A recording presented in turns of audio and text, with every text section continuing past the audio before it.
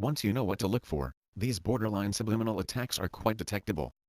Rather than using a blunt overt attack against a fully functional person, they usually attack covertly, and conceal their harassment by using existing events that occurs naturally. There is usually cover for the harassment as well. However, it is probably a statistical rarity for some of these staged events to occur as often as they do. They conceal much of their harassment choosing what appears to be a simple formula. From what I've learned, the basic formula is as follows. Frequency describes how often an event occurs. It also pertains to the number of acts within a single event. Duration pertains to the length of a single event. It also pertains to the non-stop nature of the harassment in general. Intensity, the amplification of acts such as sound, sight, crowding, etc. within an event. A hypothetical example of a car door slamming event would include this: one neighbor arrives and two others leave. As they're tending to their vehicles, there is the repeated opening and shutting doors and trunks, alarms going off, and beeping from alarms being turned on. These disturbances emanate from areas surrounding your house. This may happen simultaneously, or they may be strung together, one right after the other. Synopsis. The event lasted for 5 minutes. Longer than normal duration.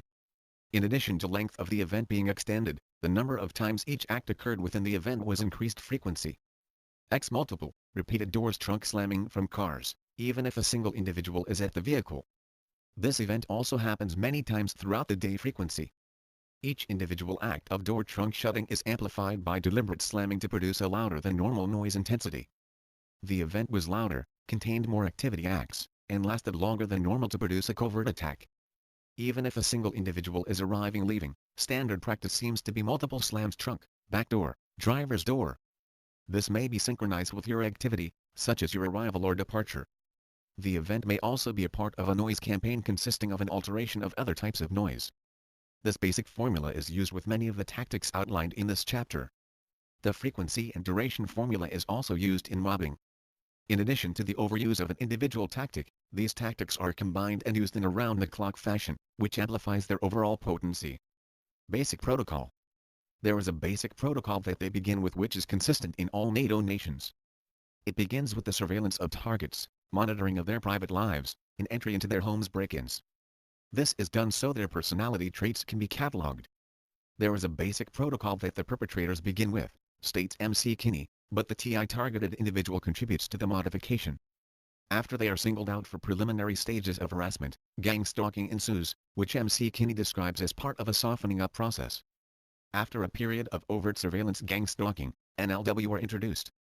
The N.L.W. harassment gradually increases to extreme conditions. This pattern has unfolded consistently in all NATO countries. Dr. Munzert speaks of basically the same pattern, which he describes as a double-folded strategy. It is usually the same procedure, he announced, but with individual variations. One part includes the victims being attacked with microwave weapons, and the other part of the strategy, he says, is to portray the targeted people as mad insane. He explained the effectiveness of this approach as unbeatable, and reveals that this is essentially what the Stasi did to their targets. Part of this protocol appears to include elements of neurolinguistic programming (N.L.P), which is a type of mind control used by behaviorists to affect change. N.L.P. will be covered in more detail shortly. Some of the tactics below have been called street theater, harassment skits, or staged events. They are planned harassment skits, such as blocking, or swarming. They also include informants who surround targets and have conversations intended to be overheard, which contain information about the target's personal life. Presumably, citizen informants are told that this is necessary to let targeted people know they're being watched. This may happen in any public place. This is not a complete list of tactics, but it includes some of the more common ones reported. Some of these tactics will sound insane because they're deliberately designed to make someone appear as though they're suffering from a mental disorder. They were definitely created by experts in the behavioral sciences. In addition, people may be emotionally drained, and unable to properly identify or explain what's happening to them. According to the DOJ, mental tactics designed to cause psychological harm must last for months or years before they constitute torture. The hidden evil fits this description, so keep in mind, these are psychological warfare tactics which are intended to drive people crazy. Character assassination is standard. My research leads me to conclude that it is not beyond these people to masquerade as concerned citizens and call local officials to register destructive complaints about a targeted person. I'm fairly certain they do this. This type of community service can be very damaging, especially when the complaints originate from multiple, seemingly unconnected sources. Sensitivity programs (N.L.P.). Some of the sensitivity tactics used by these groups are borderline subliminal attacks designed to artificially create phobias. They are apparently based on neurolinguistic programming (N.L.P). You can think of N.L.P. as a very powerful tool that can be used to produce rapid, profound change. The parts of N.L.P. that groups use are anchors and triggers. The goal of these sensitivity programs appears to be to condition people with damaging emotions which are linked to triggers such as objects, colors, movements, and sounds. Once this is done, a target can be covertly injured openly in public. This may happen with or without the target's conscious awareness. As I'll demonstrate, this is brutally violent. There is a basic protocol that the perpetrators begin with, but the TI contributes to the modification, explained MC Kinney. She described that a Pavlovian conditioning program is used to get targeted people to respond emotionally to a particular trigger. These negative emotions are then built into the protocol. It's an ongoing process, declared MC Kinney. Mort agrees, saying, they will stalk the target for a while, to condition them, and make them confused and frightened. Self-help gurus use these programs to create positive emotional states and anchor them to a movement, a sound or an object. Then the sound, movement, or object becomes the trigger that will invoke the emotion. Although this sounds complex, it is pretty simple in practice. It is done by creating a peak emotional state, and then while in that state, you anchor it, that is, do something repeatedly. This effectively anchors the emotional state to whatever was repeatedly done.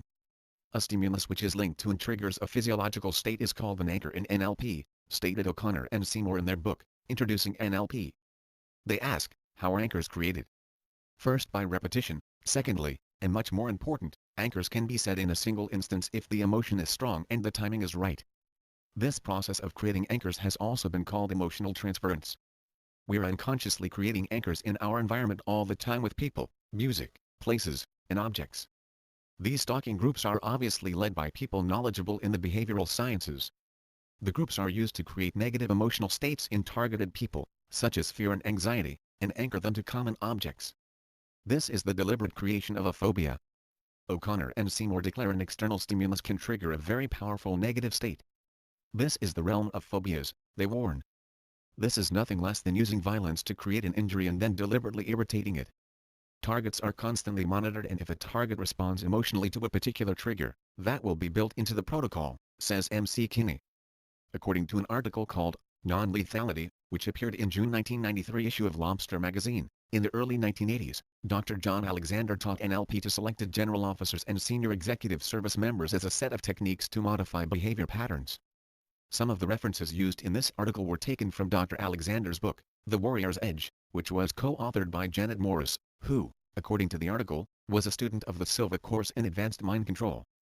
In the structured chapter, I'll provide evidence that Dr. Alexander and Janet Morris have contributed to the creation of this program on behalf of the think tanks, as part of a political agenda. In their book, Dr. Alexander and Janet Morris wrote, in 1983, the N.L.P. training group, along with John Alexander, was engaged to teach these skills to several members of Congress, including Al Gore and Tom Downey, under the auspices of Congressmen Clearinghouse on the Future, a bipartisan activity established to provide information to congressmen when they request it. He continued, one organization that played a major role in the dissemination of N.L.P. skills was the U.S. Army Intelligence and Security Command (INSCOM). Unlike the rest of the U.S. Army, INSCOM does not differentiate between wartime and peacetime roles.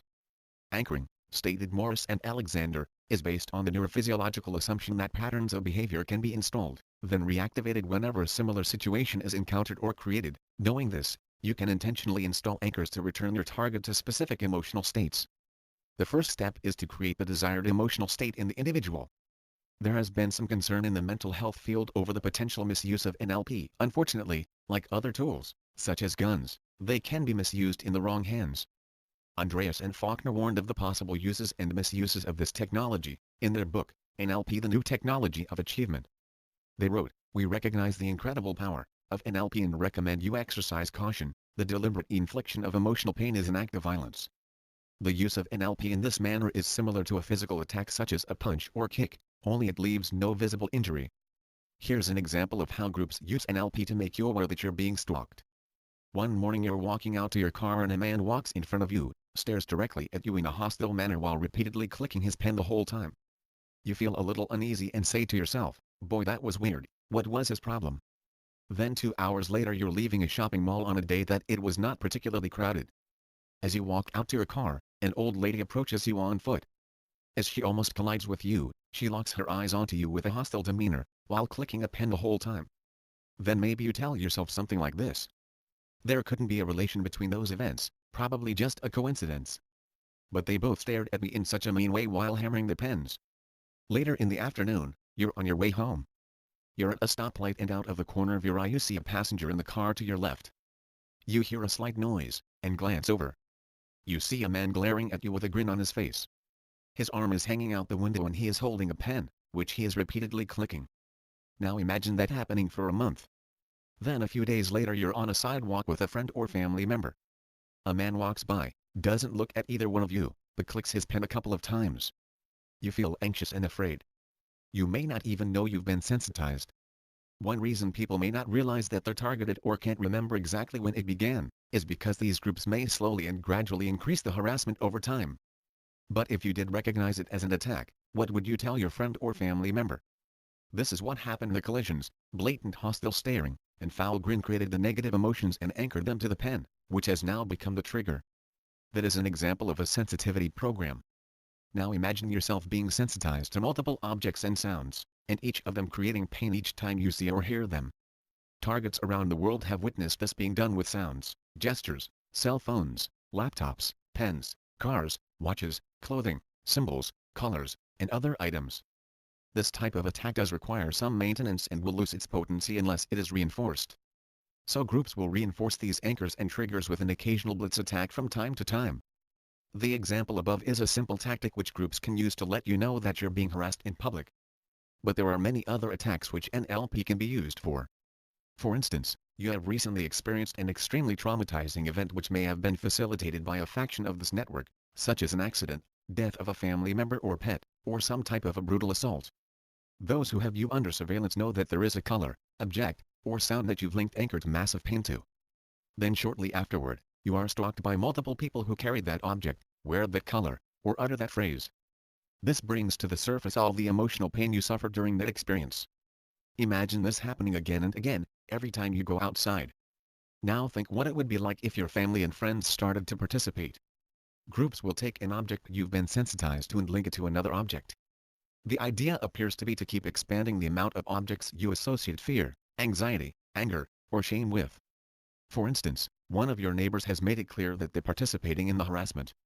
Now, you know they're participating, and they know you know. So they may try to sensitize you to another stimulus such as a car alarm. Because you've already associated them with massive pain, they can extend their harassment to a sound by turning their car alarm on off in rapid succession over a short period of time, multiple times throughout the day. After they've done this for a couple of days and you've been sensitized to the sound, they can reduce their use of the specific tactic and just use the occasional maintenance sounds to inflict pain. Now instead of repeatedly turning it on off 10 times, they only do it 2 or 3 times in a row, just to let you know you're being attacked. Even though it's only done a couple times in a row, you know why they're doing it and you may feel anger, fear, anxiety or other negative emotions. You may also feel frustrated at the prospect of trying to explain this harassment to another individual. Anyone else observing this might think it's a little strange that someone would turn their alarm on off a few times, but they'd probably write it off as an isolated strange incident. But because they have not had your experience with that sound, and are not aware that it is a small part of a much larger harassment program, it would be difficult to explain that those beeps were attacks. In N.L.P, the process of copying an emotional state from an existing trigger to a new trigger is called chaining. O'Connor and Seymour state, anchors can be chained so that one leads to another. Each anchor provides a link on the chain and triggers the next one, just as the electrical impulse flows from nerve to nerve in our body.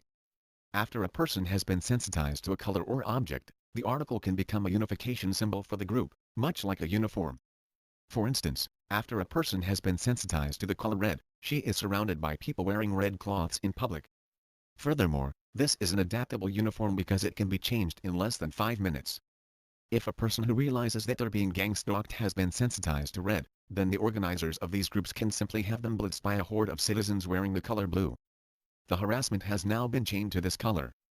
Most likely, these uniforms also help promote group cohesiveness, and may foster feelings of empowerment among stalkers.